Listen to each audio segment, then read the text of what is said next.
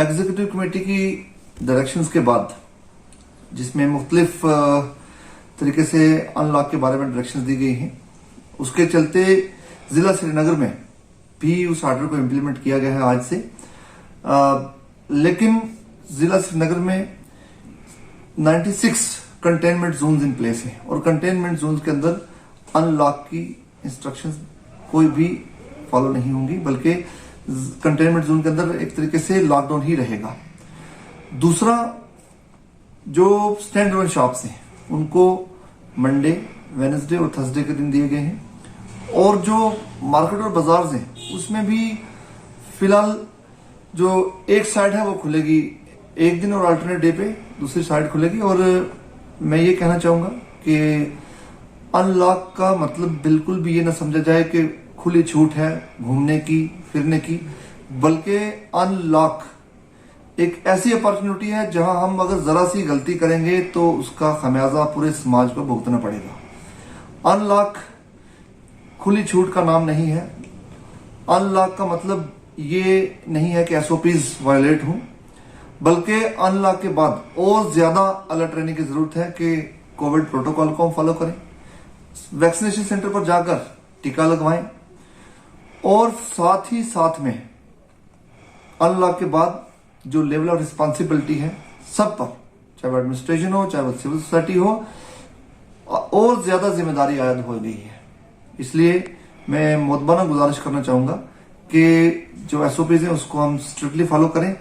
और श्रीनगर डिस्ट्रिक्ट अगर आज ऑरेंज कैटेगरी में है तो ऑरेंज के बाद अगर फ्यूचर देखें तो ग्रीन जोन में कैटेगराइजेशन होता है, और अगर पीछे फिसले तो फिर रेड कैटेगरी आती है, जिसकी वजह से और ज्यादा रिस्ट्रिक्शंस इंपोज हो जाती हैं। तो लिहाजा हम सबकी जिम्मेदारी है कि हम एसओपीज का पालन करें, और साथ ही साथ में कंप्लीट जो एक मिनिमल में कहूंगा अनलॉक है उसके बारे में जो एग्जीक्यूटिव कमेटी ने जो हिदायत जारी की हैं उसको हम पूरे तरीके से फॉलो करें।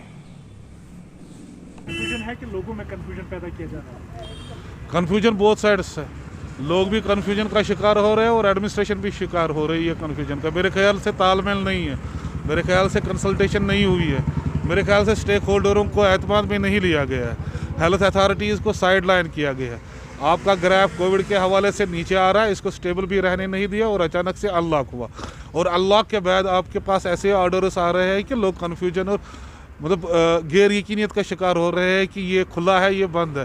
पहले ये कहा गया है कि अल्टरनेट और रोटेशनल बुनियादों पर खुलेंगे, अब ये बयानात, अब ये ऑर्डर्स आ रहे हैं कि हफ्ते में सिर्फ 2 दिन मार्केट्स खुलेंगे रोटेशनल बुनियादों पर। यानी कि उसका मतलब ये हुआ है कि आपका मार्केट, एक दुकानदार सिर्फ हफ्ते में 1 दिन दुकान खोल सकता है, और क्या वो उस दिन 1 हफ्ते की सफाई करेगा या वो बाकी चीज़ें करेगा, उनके लिए वैक्सीनेशन भी ज़रूरी रखी गई है।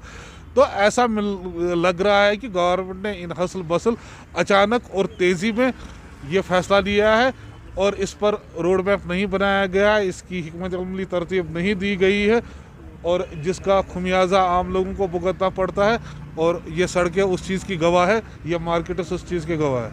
तो बिलाल साहब, अगर ब्रैकेट में जो बताया गया था कल, जो रोटेशनल वाइज जो एक साइड बंद रहेगा दूसरा साइड खुलेगा दूसरे दिन, तो वो भी आज जो है नया ऑर्डर है उसको भी मौखर किया गया, तो उस पर क्या बताएंगे आप? जी, एग्जीक्यूटिव कमेटी की तरफ से जिसके चेयरमैन चीफ सेक्रेटरी साहब हैं, तो उसके बाद उन्होंने ये अथॉरिटी कंसर्न डिप्टी कमिश्नर्स को दी थी कि वो अपने रोस्टर निकाले, और ये वही रोस्टर्स है जो डिफरेंट डिस्ट्रिक्टों में डिफरेंट तरीके से, हालांकि श्रीनगर को तो रेड जोन से बाहर निकाला गया। और अगर ऐसी सूरत हाल है, मेरा फिर ये सवाल है कि अगर ऐसी ग्रिम सिचुएशन है तो आपको खोलने की क्या ज़रूरत है, और आपने स्टेबल इसको क्यों होने नहीं दिया? हाँ, हो सकता है आपको ट्रेडर्स का दबाव हो, आपको जो मुतलकीन है, जो स्टेक होल्डर्स है उसका दबाव हो, लेकिन कम से कम उन्हें भी एतमाद में लिया जा सकता है। 1 हफ्ते की ताख़ीर की जा सकती है थी, और 1 हफ्ते के बाद इसे अच्छी तरह से खोला जा सकता था, 2 दिन 3 दिन। दुनिया में ऐसा कहीं नहीं होगा कि आयाम कार जो काम का तरीका है वो हफ्ते में 1 दिन और महीने में 4 दिन होगा। मेरे ख्याल से ऐसा कहीं नहीं होगा। और अगर सिचुएशन अब ख़राब है तो आपको चाहिए कि लॉकडाउन, मुकम्मल तौर पर लॉकडाउन करें। कम से कम जो केसेस आपके सामने आ रहे हैं, जो ग्राफ आपके सामने है, उसको कम से कम स्टेबल तो होने दिया जाए।